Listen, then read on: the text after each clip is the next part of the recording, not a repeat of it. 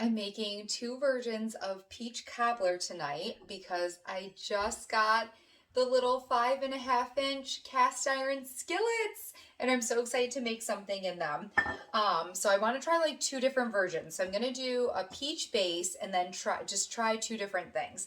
So this is 6 peaches. They were a little bit small at Wegmans that I've already sort of peeled. They weren't peeling that well, but the trick usually what I do is put a little X in the bottom of the peach and then I throw them into boiling water for like a minute or two and then plunge them into an ice bath and then the skins just slip right off. Some of the skin was slipping off. Anyway, so annoying. So 6 of them sort of peeled in here. And to this, I'm going to add some lemon zest. So this is a microplane. And I'm just going to do the yellow part. Try not to get the white. That's the pith and that's bitter. No bueno. You want the flavorful zest that contains all the essential oils. And that's the part that tastes lemony and delicious. That's pretty good.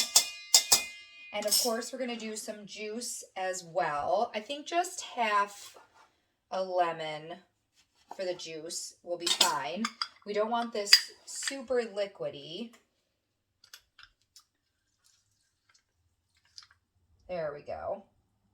Our topping, I'm going to do a typical cobbler topping, and then I'm going to do a biscuit version as well, and we're going to just see what happens. A little experiment.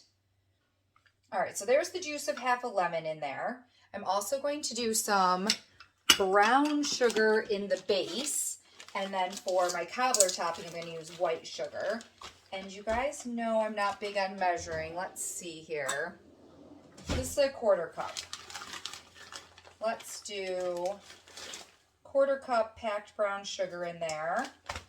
And I'm going to do just a little bit of cornstarch.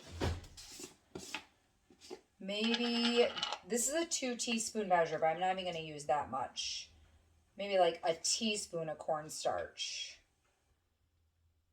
And of course, some salt. Let me grab that. And then that's going to just sit and let the juices pull out of the peaches just for a couple minutes while we make our topping. So a little bit of salt, and then let's give this a toss. Of course, with one of our classic scrapers. This is why I own 5 of the classic scrapers. They're so handy. I already used one tonight earlier when I was cooking. I made a spinach, feta, and sun-dried tomato pork tenderloin. So I used my classic scraper to cook down the spinach and then mix the filling ingredients together. All right, that looks nice. There we go. So nice and glossy. The sugar is going to start pulling a little liquid out of our peaches. That is going to be wonderful. You could add a little vanilla or even some almond extract would be really nice in here. I'm just going to let the peach flavor shine tonight though. So we're going to put to the side to macerate while we make our topping.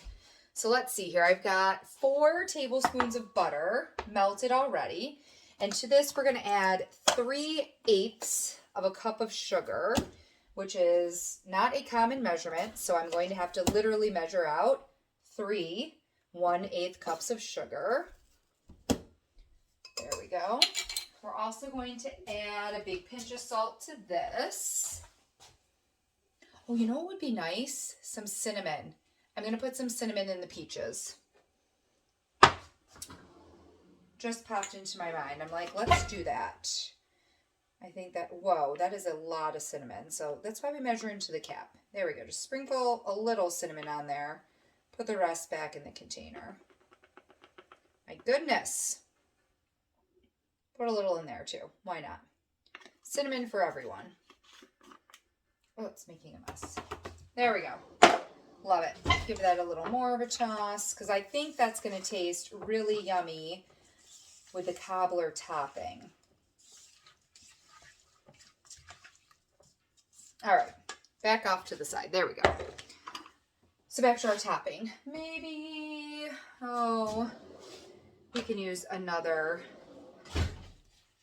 the mini skinny scraper for that. So we're just combining the sugar, that tiny bit of cinnamon I put in there, and the butter, and a big pinch of salt. And we're going to do half a cup of flour and just like maybe a quarter teaspoon of baking powder, just to give our crumb like a little lift to it. And let's do half a cup of flour in there.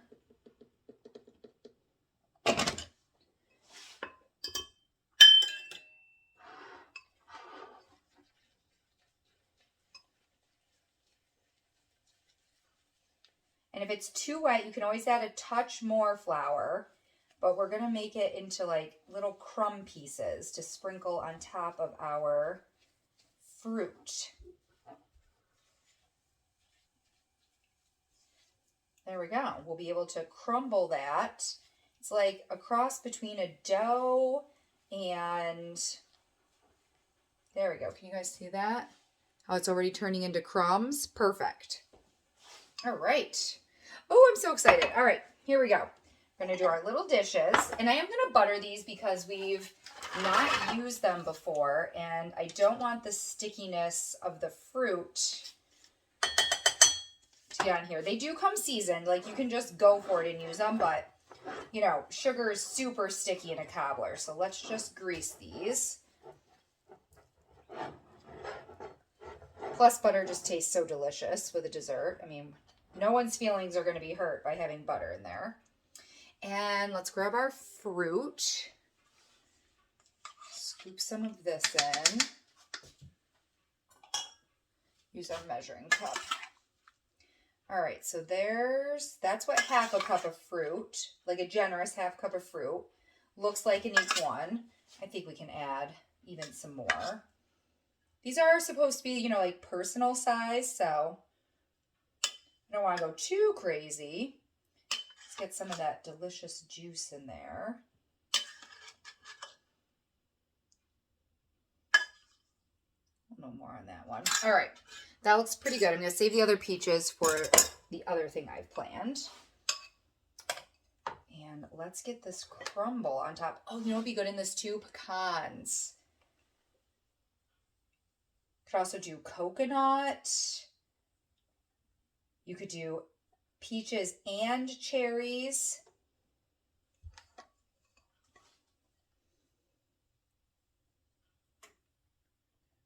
All right, so I'm breaking it down. Yeah, I want a few big crumbs because I like that.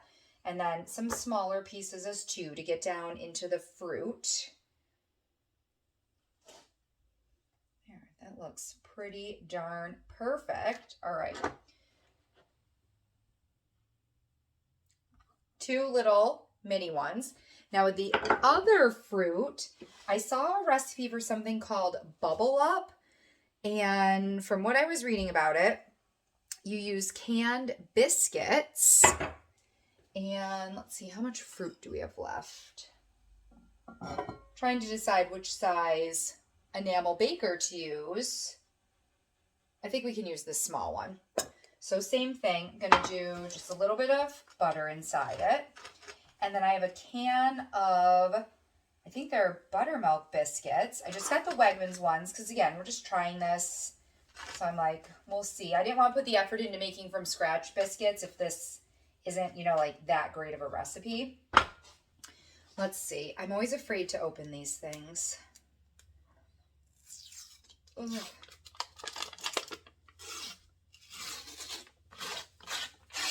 I don't know why, as a kid, these always scared me. So I think you can just whack. Oh my gosh, didn't even have to whack it. Just popped right open. There we go.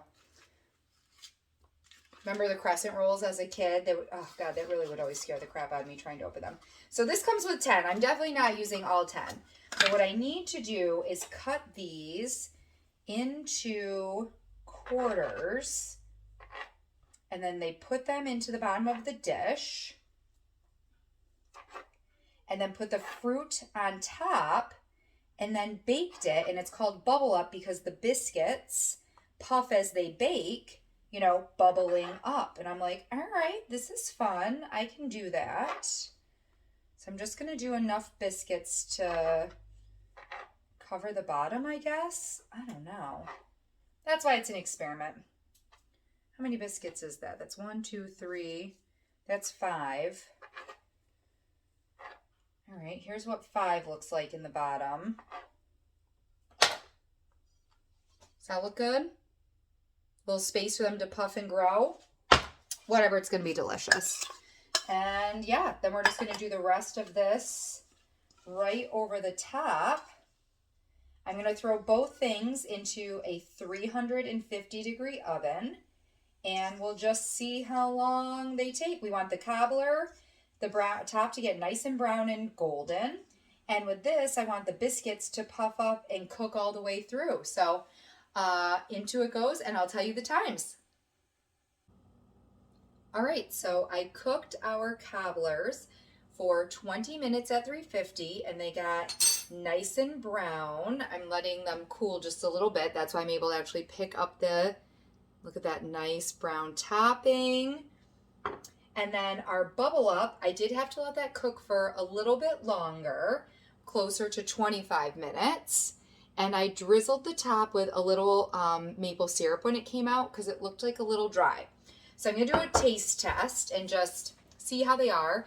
Then I'm going to top them with vanilla ice cream and some Ready Whip and really see how they taste. So let's do the bubble up first. I like that the biscuit browned on the bottom.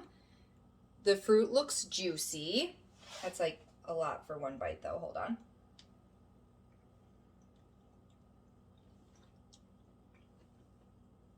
The biscuit cooked through. It is a little dry though.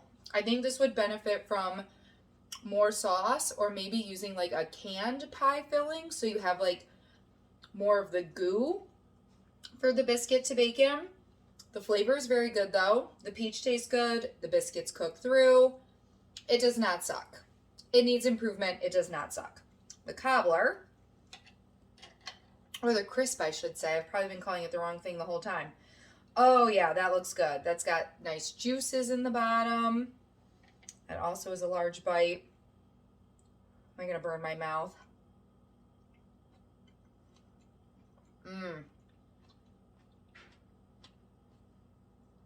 That's delicious.